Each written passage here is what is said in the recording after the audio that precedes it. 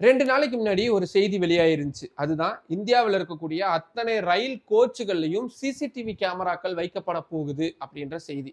அது மட்டும் இல்லாம வந்தே பாரத் மாதிரியான மிக முக்கியமான ரயில்களை இன்னும் அதிக அளவுல இயக்க போறோம். ரயில்வே துறையை ரொம்ப நவீனத்துவப்படுத்த போறோம் அப்படின்றத ரயில்வே துறை அமைச்சகம் வெளியிட்டிருக்கிறாங்க. ஆனா கீழே நீங்க ஒரு வீடியோ காட்சி பார்த்துக்கிட்டு இருக்கீங்கல்ல, அது வெளிநாட்டுல எங்கேயும் எடுக்கப்படலைங்க. நம்ம இந்தியாவில தான். டெல்லியிலிருந்து வெறும் 40 கிலோமீட்டர் தொலைவில் இருக்கக்கூடிய உத்தரப்பிரதேசத்துடைய பாக்பத் அப்படின்ற நகரத்துக்கும் ஷாகரன்பூர் மாவட்டத்துக்கும் இடையில தான் இந்த ரயில் இயக்கப்பட்டிருக்கு. தினம்தோறும் இதுல ஆயிரக்கணக்கானவங்க பயணம் செய்யறாங்க. மாணவர்கள் இருக்கிறாங்க, வேலைக்கு போகக்கூடியவங்க இருக்கிறாங்க, வியாபாரிகள் இருக்கிறாங்க, சின்ன சின்ன தொழில் நடத்தக்கூடியவங்க இருக்கிறாங்க. அவங்க யாருக்குமே போதுமான எண்ணிக்கையில ரயில் கிடையாது. அவங்களுடைய உயிரை பணயம் வச்சுதான் அந்த பயணத்தை அவங்க மேற்கொண்டுட்டு இருக்கிறாங்க.